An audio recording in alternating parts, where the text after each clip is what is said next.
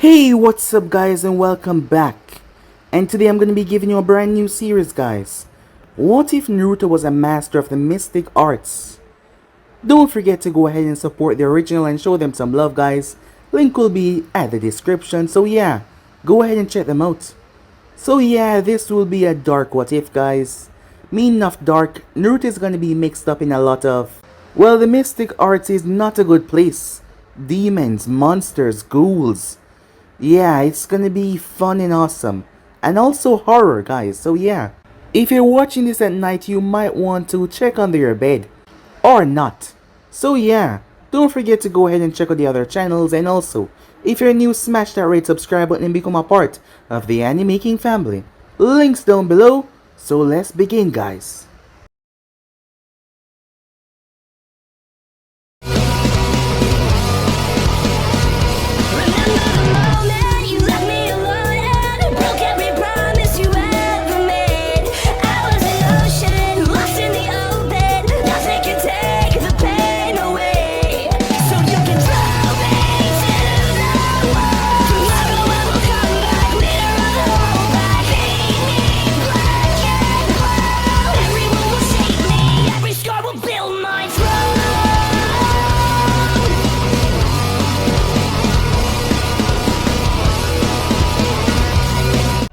We begin this with a blonde-haired woman, as she was no older than 20, as she seated on a cold metal chair. Her eyes were fixated on the paintbrush that she was holding, as she guided across the canvas that was in front of her.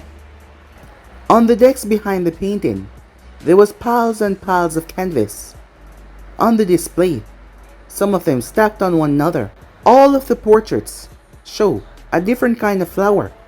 They were very wonderfully done, with magnificent colors, beautiful contrasts that showed off the elegance of the background. It was spectacular. The photos themselves also discriminate the layout of the room that she was currently in. The walls were pure white. There was only one window with bars over it that led to the world outside. Just as the white walls, her clothing was also white as well. They were elegantly fresh. There was no marks, no crease. It was almost like she has not moved a single inch in the clothing. Maybe she had not. Her attention was solely focused on the brush in her hand, captivating the sight in front of her, which was a bleeding rose. Her blue eyes fixed on the portrait, her eyes searching for any mistake to the truly beautiful piece of art. After a good 10 minutes of gazing at her new piece of work, she finally got up as she leaned it on the wall so it could dry. She then grabbed another blank canvas as she placed it, replacing the other one as she sat down without a word ever leaving her lips. Once again, her fingers, with a brush in tow, glanced over the canvas. Her features were unnaturally beautiful for someone in a strange place like this, with her hair, a bit frizzy, lay lightly on her back. Her pale white skin was unscathed and porcelain. Her eyes were not displaying any negative or any positive emotion. If she hadn't been moving her hand and simply remained where she was, people would think that she was not alive. She was so perfect, she could have been made in a factory. The only blemish on her was those that were derived from simple things, such as a lack of sleeping. She had rather heavy wrinkles under her eyes. Her frazzled hair could also be seen as a dent in her otherwise flawless appearance.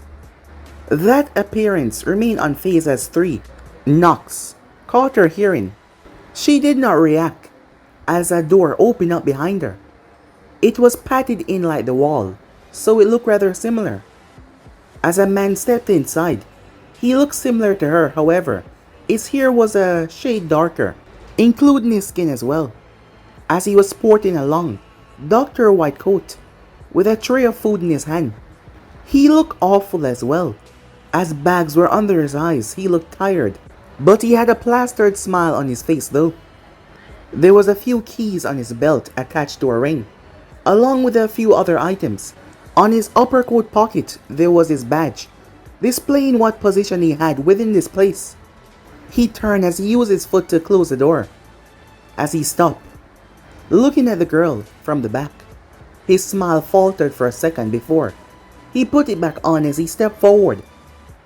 As he walked over and set the tray on the bed, he then finally spoke. "Hey, Ino," he said. "It's me, Dad." As he got closer, the girl now known as Ino did not show any sign that he was even there, as her attention was still plastered on the sight in front of her. As her gaze did not even turn or flicker in the slightest, it was like no one had came inside. Inoichi, her father, seemed to expect this though, as he simply squat down next to her seat as he watched her daily activity. "That's very beautiful, Ino. You got incredibly good. Once again, not even a twitch. You know, back when your mom and I first met, she worked at a flower shop that sold every kind of flower there is.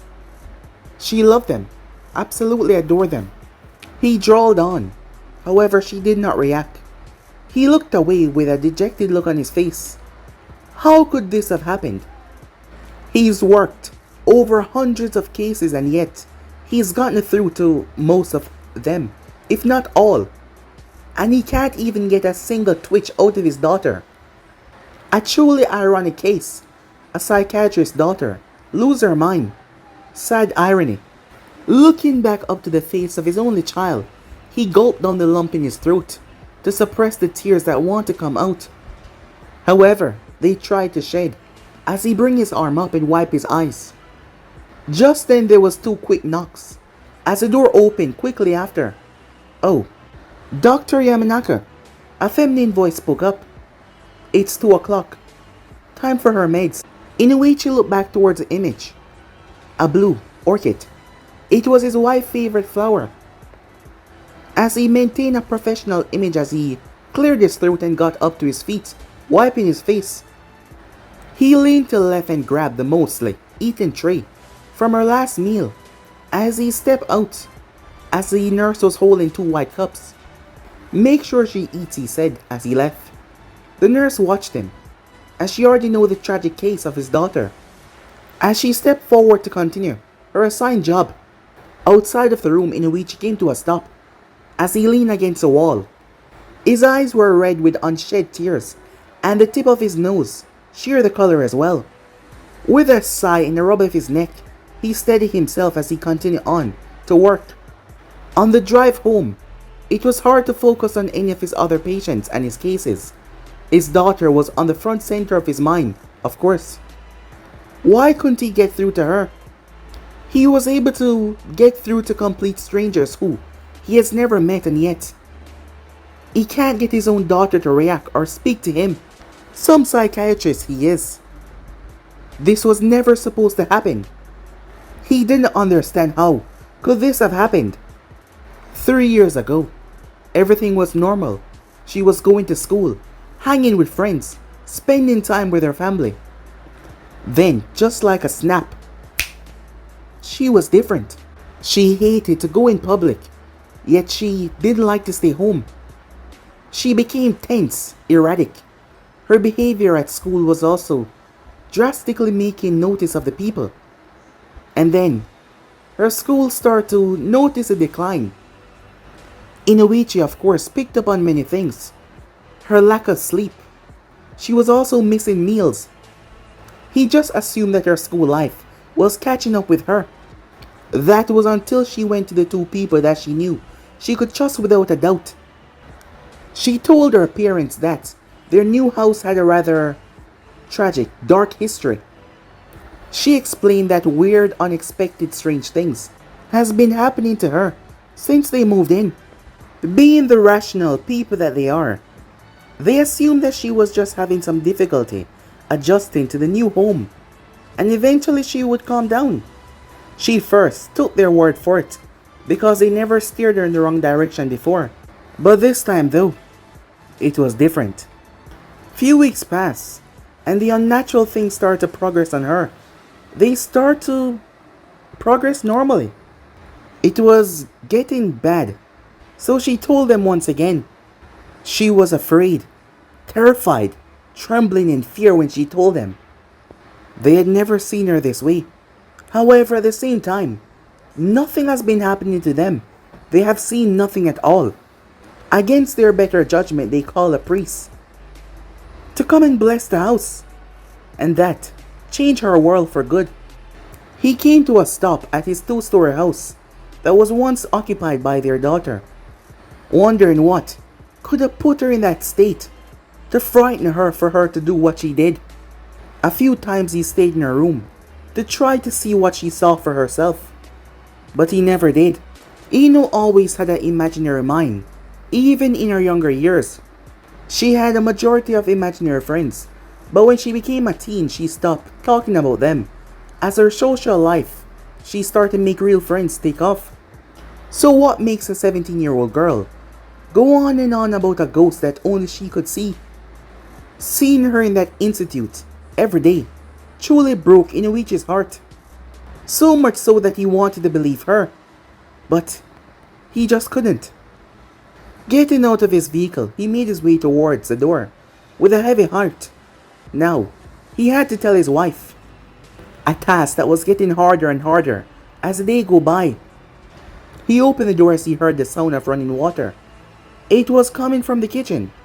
Closing the door behind him, he took his coat off and placed it on the hook. As he walked through silently, to not alert the beautiful brunette who was washing the dishes. Her eyes were fixated on the vase of flowers that was on the windowsill. Sadly, he noticed the fact that her expression matches their daughter that he had seen earlier. Her brown hair was tied up in a bun, and her tired eyes looked unblinking at the vase. With a sigh in one last rub of his face, he walked up behind her. Without warning, he wrapped his arms around her midsection, receiving a gasp of shock from her. However, once she realized who it is, she blinked away the daydream that she was in a moment ago. "Oh, Inuichi, you're home," she said. She commented, her tone seemed forced. He reached as he passed her, cutting the water off, a signal for her to know that they need to talk. As she turned, her eyes looking hopeful, yet there was doubt in them. He could see the sadness resting there. This news was gonna crush her heart, as it has for the past 2 years. It's gone to the point where she just cries. No sniffling, no moaning of sadness. Nothing but empty tears, as if she's lost all her faith. She saw the look within his eyes, that sadness, and she could instantly tell what the news was going to be. Ino was not better, and there was no signs of she improving. A single tear fell down from her eye as she wiped it using the sleeve of her sweater. Before she could escape to find something to distract herself, Inuichi wrapped her up in a tight hug. "I'm sorry, Kari," he said, as he held on to her. What could be said in a situation like this? No parent, no mother, no father would ever want to go through something like this. "She'll come back to us. I know she will," Kari whispered. It was more to herself than Inuichi. That's what she said every day. Every single day. It was like a prayer to God himself. They are people of faith, but they've been waiting for their fate to be answered a long time ago. And the loss, desperation, it's very tempting. As she just rested her head on his chest, listening to his heartbeat, his warmth blanketed her, until there was a ring at the door. The moment was broken. It was just a little comfort, but it was needed. He went to answer the door. "Ibiki," he said as a man in a black cloak with a blue bandana on his head stood there. "Why the late visit?" As he walked into the dining room, "Greeting, Kyrie." "I'm afraid it happened again," he said. He had a folder in his hand. As he opened it, there were some shocking images. A patient in a hospital was laying in a padded cell, bruised, lacerations, marked all over his body. 28-year-old Kenji Mahito was found like this within his cell. His family has received word, and they're now demanding that we call an outside help. Outside help? Great. This was becoming extremely stressful for Inuichi. What more do they want? We already had a priest come and bless him, he said. If a priest said that the kid showed no sign of an evil entity or curse, then there's nothing wrong with him except for a mental aspect. A priest? Kairi said. Why did he need a priest, she asked. He was brought in the ward 4 years ago because he believed he was being tormented by his uncle. Ibiki said. Okay, was it investigated, she asked. There was no need, Inuichi said. His uncle has been dead for the past 8 years. As Kairi was handed the papers, she realized there were police reports. When he was brought in, he had bruises and cuts covering his body. The first responders to the scene said that he was completely by himself. There was no one else there. His mother and father was also at a dinner party at the time. When they came home, they found him in that state, and the house was completely ruined. Every other entrance besides the front was locked, and there was no sign of anyone forcing their way in. Kairi was left surprised and speechless as she slipped the document back to Ibiki. Definitely classified as crazy, Ibiki said, as he stuffed said papers back in the folder. Well then, what could have made those marks, Kairi asked. She was not satisfied with the unsolved case. He did, most likely. Most of them were self-inflicted. Well, in the first case. As he looked over the new photographs, Ibiki stood and walked around the table. Look, Inuichi said, pointing to what he meant. Kairi remained seated. From the quick glance she took a second ago, she could tell that it was rather gruesome. Whatever it is they were looking at, she didn't even want to see it. Ibiki raised an eyebrow. He did not notice that on his first glance through. Well, what exactly you made of that? I have no idea. I mean, maybe his psychosis could be escalating, he said, trying to find a reasonable explanation to this because it was hard to find one. Who do we even call about something like this? He asked out loud. Do we try the priest once more? Actually, the family has someone in mind. Reaching into his coat pocket, he pulled out a black card. There was only a number on it. That was all. Meanwhile, in a rundown apartment building, the halls were barren and quiet. It was seemingly devoid of all life. There was life, but everyone breathing was piled into the hallway, leading into room 219 waiting.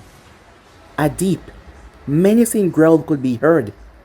Everyone pressed themselves against the wall, fear all over their face. No one moved, no one made a sound, as they prayed for God's grace. The only thing that seemed right in this situation. There was a beast residing in room 219. Screams and growls could be heard in, banging against the door. A brown-haired man next to the door was more distressed than everyone else. His hand was wrapped around a cross, around his neck so tight, as he trembled and prayed. Suddenly, quiet. It was all quiet. Everyone tried to understand what was going on. The man pressed his ear against the door, trying to hear something inside. A voice was inside, but it was unable to be understood. It was the voice of a man, speaking to whatever monster was in there earlier. The brown-haired man tried to listen to hear what he was saying. Everyone waited in anticipation. As far as majority of the people knew, there was some old guy inside, freaking out. But then they heard, Daddy? It was the voice of a young girl, probably within her teens. The brown-haired man stepped back, in shock. before he leaned forward in an attempt to hear better, his hands trembling. He, he told me, he asks, afraid to get a response. Daddy, what's going on? The voice said once again. Before he could answer though, someone inside spoke. Satori, that's not your daughter. The now identified Satori looked towards the door in worry and confusion until his daughter's voice once again spoke up. Daddy, who is this man? Why am I being tied up? She asks frantically. This is one of his tricks, Satori. Ignore it, the voice inside said. A brief moment passed until the man inside spoke to the child. Well, it seemed like a child. Speak your name, he said. Daddy, he's touching me, the teen said inside. Satori's eyes shut open in fear of what could have been happening inside of the room. Everything he heard told him that his daughter was in trouble. However, the man had told him what would happen a few minutes ago. However, now he was wondering, should he open the door? If he did and he was wrong, he could put her in more danger. If he didn't and his fears were correct, he would feel responsible for her suffering. Daddy, please. He's trying to rape me, she screamed. No, she screamed. Satori rested his head against the door, mentally shaking physically as well on what to do. As he had the key in his hand, looking towards the knob, a woman behind him was confused to why he wasn't doing something. What the hell is wrong with you? Open it, she yelled at him. Satori, do not open this door, the man inside said. His gut told him not to open it, but his heart and everyone around him was screaming at him to do so. With a cry of frustration, he put the key up to the lock, trying to push it in as his hand was trembling. Before he got it in though, he dropped it down to the floor. As he bent down to pick it up, that is when he heard it. A demonic voice. Open the damn door, or I'll rip her apart.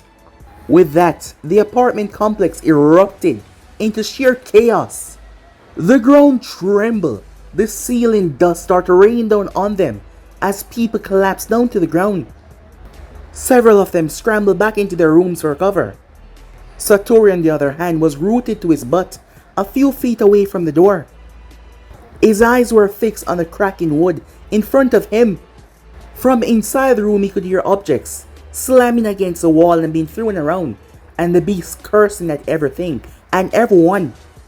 As he could also hear the man inside speaking a language unidentifiable that he did not know, as the entity screamed and wailed. Satori got up as he creaked towards the door, and then it stopped. Everything stopped until once again the beast yelled. This one was loud and terribly disturbing. When it ran out of breath, he could hear the beast huffing. The man inside was talking calmly, chanting strange words.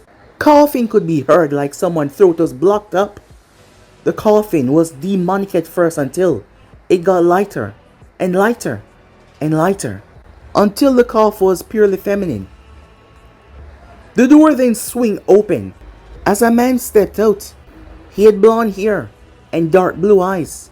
He was dressed in a black turtleneck that was left exposed, showing that he had a white t-shirt underneath, beige khaki cargo pants and black boots. His face was set in one of exhaustion, heavy bags under his eyes, and his skin was a bit pale. Satori looked past him to see his daughter on the floor, surrounded by a pool of black liquid. She was holding her chest as she cried through her smile, clearly happy by the cleansing of her body. He looked like he was about to sprint towards her, which he was, but a hand stopped him. The blond man looked him in the eye as he held his hand out, like he was expecting something. Satori seemed confused for a moment until it finally dawned on him at last. Pulling his wallet out, he shuffled through it. He pulled out a black card with a number on it. He handed it to the man as the man stepped aside, allowing him to pass. The blonde then walked past all the people. However, their attention turned towards the father, tearfully hugging his daughter. Immediately, the entire place felt like a heavy weight had been lifted off all of them. The blond man made his way out of the apartment complex and into the rain. On his way to the parking lot, he pulled a metal flip leader from his jacket pocket and set the black card that he took from Satori on fire. When the flames hit the card, the orange of the flames quickly turned into a snow white, and he flipped it over his shoulder. The burning card landed until it simply burned away into a puddle of black water. He made his way to a black Dodge Charger and got inside. Before anything else, he pulled out a box of cigarettes. As he lit one and placed it into his mouth, as he took in a deep draw before he exhaled, his phone then went off. He reached for it. Yes? Hi. Is this a Mr. Naruto Uzumaki? Speaking. Oh, okay. Well, my name is Dr. Inoichi Yamanaka. I work at the Green Leaf Mental Hospital within Konoha, and we have a young man here by the name of Kenjin Mahito. He seemed to be under the impression that he's been tormented by some kind of ghost or something. I don't know. But his family is requesting assistance. What do you mean, Naruto asks?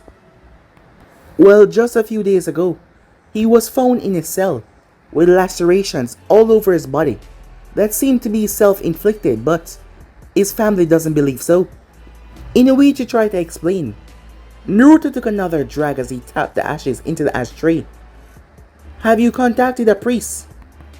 Sadly, yes. He told me everything checked out, so I don't really see what the problem is. His family, though, seem to be under the impression that he's being tormented by the soul of his late uncle. They are the ones who have requested your services. Okay, well, I can come and take a look. I'll be there next week. Look, sir, the Mahitos, they're good people. So if this is some sort of scam.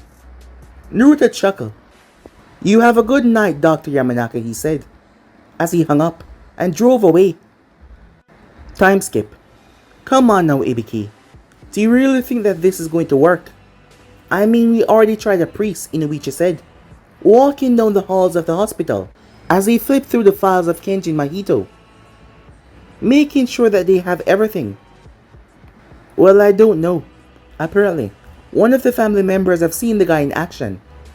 They say that he's legit, Ibiki said. Really? And you believe in all of this? Ibiki glanced towards him. In what, ghosts? As he looked for the confirmation. Why not? I mean, is it so impossible? Your own daughter, even, though. Inoichi cut him off. Leave her out of this, he said. Alright, calm down. He said, trying to placate the man who used that demanding tone. I'm just saying, it might not be as crazy as we think. Yeah, right, said Inoichi. His tone was sarcastic as he rolled his eyes. He has been dreading this day ever since he called that man. To him, it was just wasting everyone else's time. If a priest could not help the kid, then why should he believe that this guy could? To him, it was just a scam that the family was walking right into. If they wanted to waste their money, then so be it. It wasn't his problem. They finally made it towards the receptionist's desk where they were told the guy was waiting. At the first glance, Inoichi already doubted the man. Given their conversation over the phone, he assumed that the guy was in his mid-30s. However, the kid was no older than Ino, looking about 20 to 21. Black jeans, white t-shirts, a black leather jacket, and a pair of black boots. Inoichi could see the bags under his eyes from the distance. An unlit cigarette was hanging between his lips as he flipped a metal lighter between his fingers. Hello, Ibiki said in a friendly manner.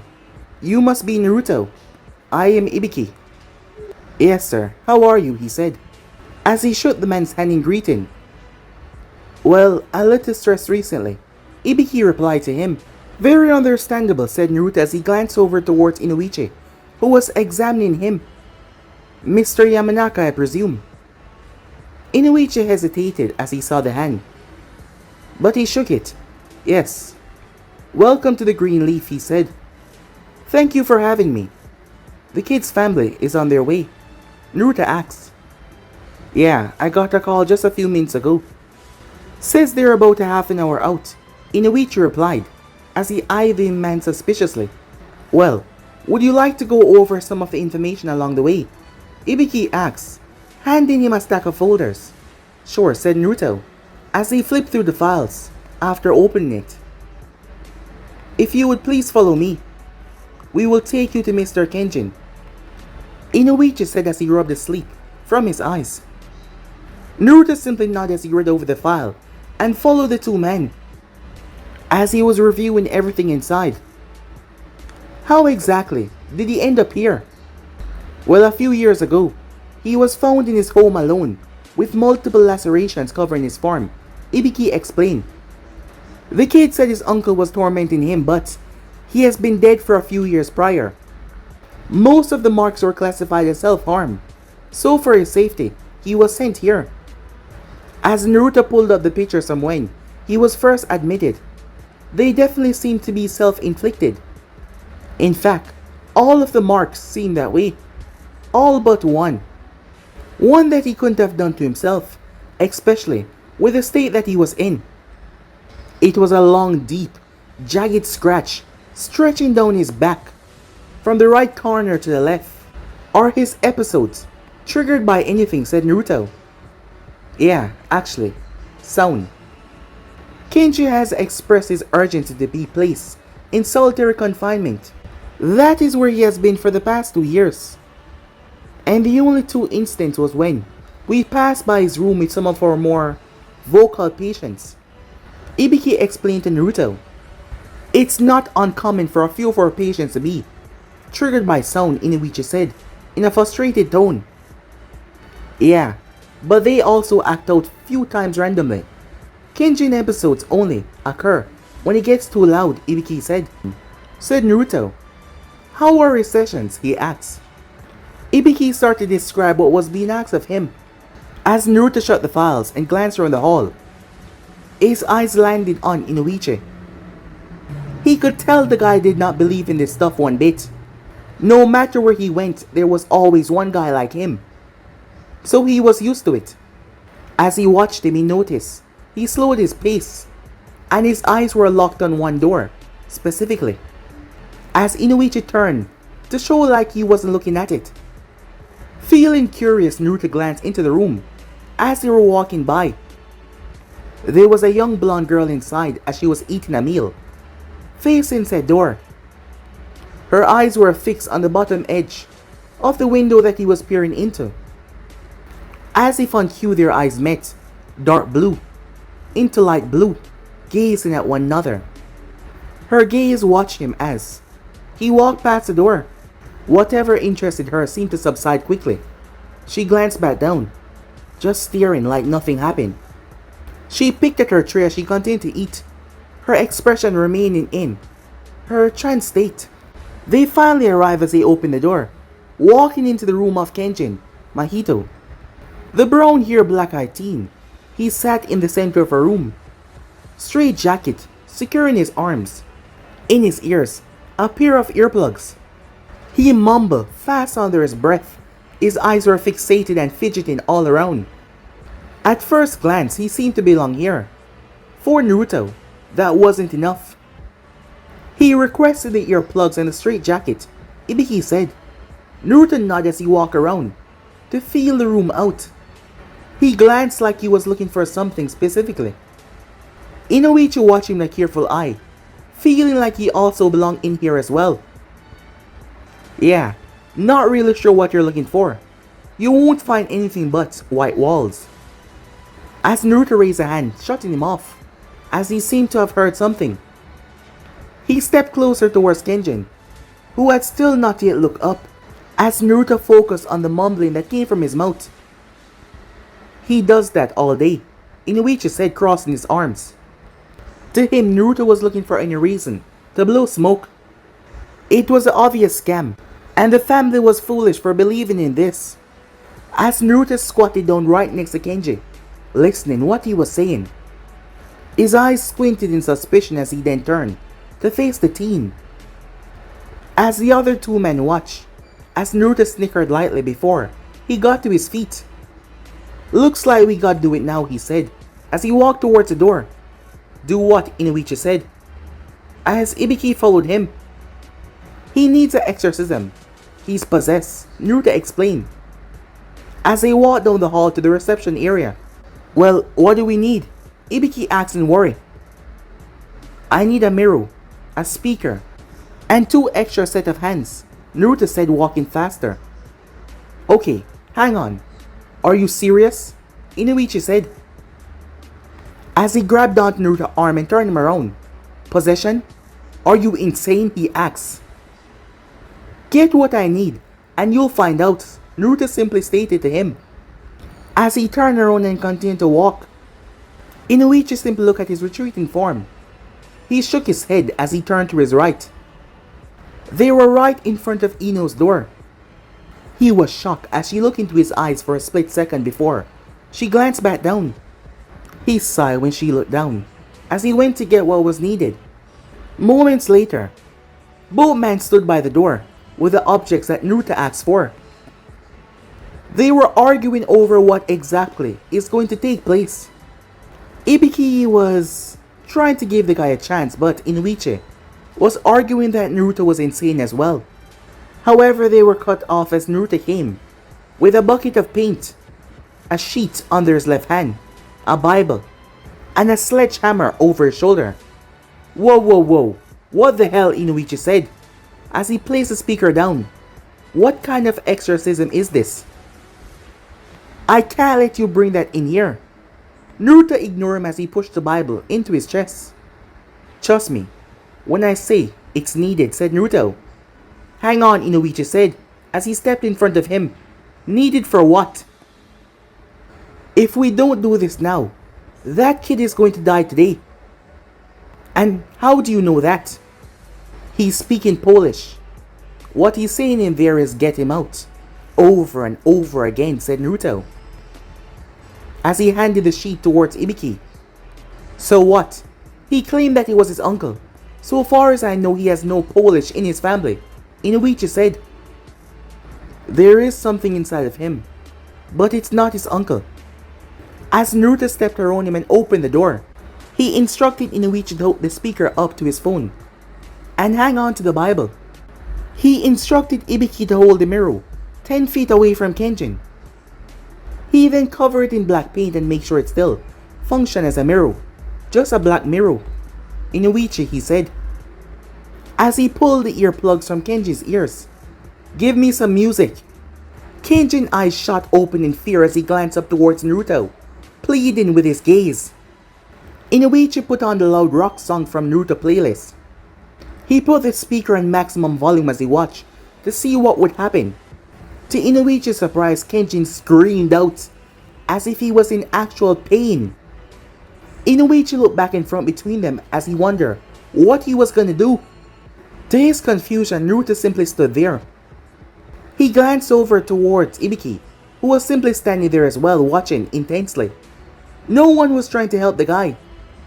Kenjin jerked and twisted as he tried to get free from his straitjacket, and surprisingly, he tore it. Inuichi stepped forward, but Naruto held a hand out, stopping him, as Naruto yelled something at him that he could not understand, as he yelled something at Ibiki as well, who was trying to understand him. Naruto made gestures towards the mirror and sheet, and Ibiki understood him. He took the white sheet and draped it over the glass. As Naruto jogged towards Inuichi, gestured for him to take his belt off, and he did it as well. He ran towards Kenjin and pushed him back down into the chair, as he used the belt and strapped him down to the armrests. Inuichi did the same with his, as Naruto instructed him to step back. Inuichi then glanced towards Ibiki, who had this horrified look on his face. He then turned back to Kenjin, and everything that he ever believed shattered at that moment. Kenjin's eyes were now pitch black all around. No pupil, no iris. Just 2 black orbs. glaring at Naruto in pure, utter hatred. What was even more horrifying was the cuts that was springing up all over his body, randomly. Inoichi always tried to find a reasonable explanation for everything he came across, but he couldn't explain this. He glanced over to Naruto as he wondered what he was gonna do. Now that he see that it was real, he was wondering why Naruto was allowing this to go on. He had lit his cigarette. The sledgehammer was placed on his shoulder as he blew smoke from his mouth. He then dug into his left pocket and pulled out a golden chain with a crucifix on the end. Stepping closer to the growling and hissing Kenjin, he placed it close to his face as the hiss confirmed what he was looking at. He looked towards Inoichi and pointed towards the Bible in his hand. Inoichi tossed it over towards him as he did not want to get too close to the unnatural activity. Naruto placed the head of the sledgehammer on the ground as he squatted down. He held the book up as he read the passage mentally. When he had it down, he closed the Bible and placed it down on the ground. He pulled the cigarette from his mouth as he started to speak the passage that he just read, but in a different language. It started to get a reaction out of whatever was inside or controlling Kenjin. While he was speaking, the door opened as in walked in an elderly looking couple with a nurse. "Kenjin, what's going on?" the old woman cried frantically. Inoichi quickly got the nurse's attention and told her to get them out of the room. The nurse ushered them out as the woman frantically asked what was going on. As Naruto continued to chant, Kenshin's body started to shake and tremble. Kenshin started to scream louder and throw himself around more violently than before. As Naruto placed the cigarette back in his mouth and stepped towards the mirror, Ibiki stood on the other side as he held the sheet, waiting to pull it off. The door creaked open as Kenji's mother had pushed past the nurse while she was trying to fully do it to get to her screaming son. As he quickly moved towards the door and explained and tell them that they had to wait outside. They fought him the whole time until two male nurses came. He instructed them to keep them out. As they nodded, he then shut the door. As Naruto looked towards Ibiki, sledgehammer in his hand, as he gave him a nod, Ibiki tugged the sheet off. What Inoichi saw in that moment shook him to his absolute core. In the chair was no longer Kenjin. It was a monster, a demonic-looking creature with 0 eyes. Its head was leaned off just above its nose. The creature looked at him despite having no eyes. It just looked at him. It stood up slowly as it started to move towards the mirror in a strange manner, like it was walking. But that was not the definition of the word. However, before it could reach, as its hand came out, a ghostly, demonic-looking thing. Smash! Naruto slammed the sledgehammer into it. The room went dead silent. There was a complete quiet until Kenjin took a deep breath, like he had just gotten a breath after being drowned. Both Inoichi and Ibiki was in shocked fear as they stood there after witnessing that event. As Naruto lit another cigarette after outing the first one that was done, as he stepped towards Kenjin, he squatted down in front of him and whispered something. Kenjin seemed revolted at whatever he just said to him. As Naruto stepped to the side, Kenshin then threw up black liquid.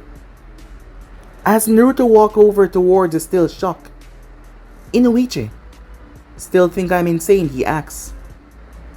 As he opened the door and stepped outside, Inoichi glanced over towards Ibiki, who was still holding on to the sheet, confused, not quite understanding. Both men not believing if what they just saw was reality. Time skip. Pulling up to his driveway, shock, fear, confusion. That was all the emotions that were being shown on his face. His whole reality conception of everything had been shattered. As he got inside, moving, clockwork, his wife immediately saw Inoichi. "How was it?" she said. as she saw the look on his face. What's wrong? What happened? It took him a moment. No words left his lip. He had to settle down. He took a breath. He finally met her eyes. Inoichi? She asked. I saw it. I saw it, he said. Time skip. Walking back into the hospital, Naruto, having a bag draped over his back. Naruto was meted by Inoichi, surprisingly. Naruto, hey, you made it, he said. Shaking his hand a bit too aggressively, he calmed down when he realized how he might look to his staff. Hello, Inoichi. A pleasure to see you again, said Naruto, as he noticed a file in his other hand. Inoichi ignored it though as he simply continued on. He ushered him down the hall they went the day before, nodding towards a receptionist nearby. So, I called you here because a patient was brought into the asylum a few years ago. Because, well, he coughed, clearing his throat, as he tried to explain as he walked past, prying ears. None of his staff truly knew why Ino was in this place. As far as they knew, she had a mental breakdown because of stress. Luckily, Naruto seemed to have been in this situation before, given what had happened. I understand, Dr. Yamanaka. I doubt you would have called me if she had the flu, said Naruto, as he held his hand out. Inoichi nodded as he placed a file in Naruto's palm. Naruto took it as he started to go through said file. When he first met him, he knew there was something off about the blonde man. He looked through the file and read through it. He noticed the negative marks that she received on every session, sometime with Inoichi, sometime with other doctors. He read the description of what she did daily, painting, eating, and sometime watching the rain. When he got to how she ended up here, he paused. He completely paused, as he had to reread it a couple of times. As Inoichi realized that Naruto stopped, he turned to meet his gaze, as Naruto's gaze was a questioning one as he looked at him. She's this way, Inoichi said. Naruto closed the file and followed after him, as they came across room 2012. Ino was not eating as her back was turned to the door. That was her usual position when she was not eating. A new canvas, half finished already. There was a pile of them already, almost stacked up to the roof. So, this was your daughter, huh? The last time I was here, this was the only room that you bothered to look into. On the way to Kenjin's, said Naruto. Inoichi released a breath. She has not spoken in the past 3 years. She hasn't shown any kind of reaction in the past 3 years. He choked up a bit, calming himself, as Naruto was quiet. Before he placed a hand on Inoichi's shoulder, giving him a comforting nod. It helped the man a lot.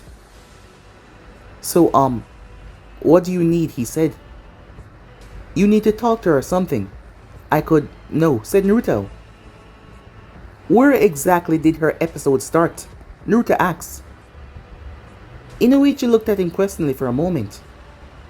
At her home, he said, as Naruto glanced towards the back of the girl inside, causing Inoichi to also look towards his daughter, as there was this look on Naruto's face that he could not quite understand. Time skip. The dinner table was awkwardly silent as the 3 members sat around it. Inoichi, Naruto, and Kairi as well. Upon his arrival, the meal was already completed, so they got little more than just their names in. Kairi seemed like she had a question in her mind, but the silence was eaten up. The confidence that she had to ask it. Looking over towards her guest, she had to say, he was quite an attractive young man. Too attractive to be in the work that he was in, or maybe too young to be mixed up in all of this stuff. So, Naruto, she said. You're a priest, she asked. Naruto shook his head. No ma'am, he said, I'm not. Oh, I'm sorry, she said. So, what are you exactly? Kairi, Inuichi said. Naruto waved it off. No, it's fine, he said, as he seemed to ponder over the answer. Well, I'm just a guy that likes to help. Kairi did not seem satisfied with that. She gave Inuichi a strange look before she took a bite of her food.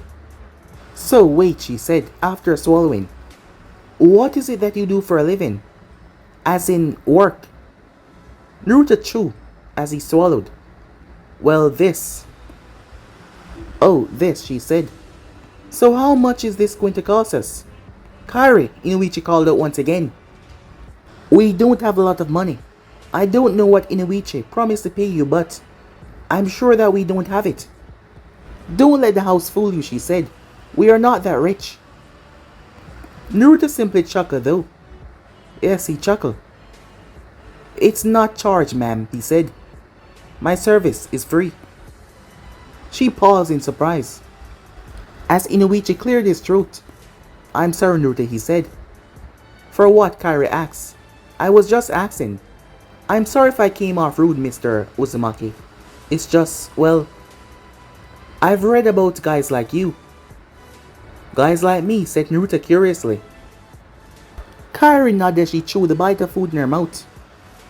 You pretty college boys who get invested in these kind of scams. Ripping off desperate rich people with whatever service that they need. Kairi, that's enough, Inuichi said, as Naruto waved him off. Well, for one thing, he said, I am not in college anymore. I thought you were 21, she said. I am, said Naruto. I graduated with a master's degree when I was 19.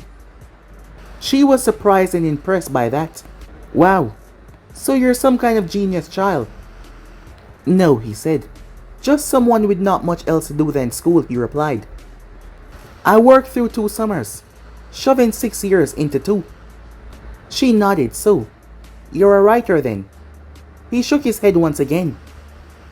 I can write, but I have not written anything, he said. So, I'm sorry. I'm confused, she said to him.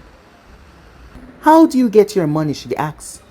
From that nice car outside, I say that you have money, but you don't charge for your services. Then where do you get that kind of cash? This time Inuichi remained quiet, as he actually wanted to hear that as well.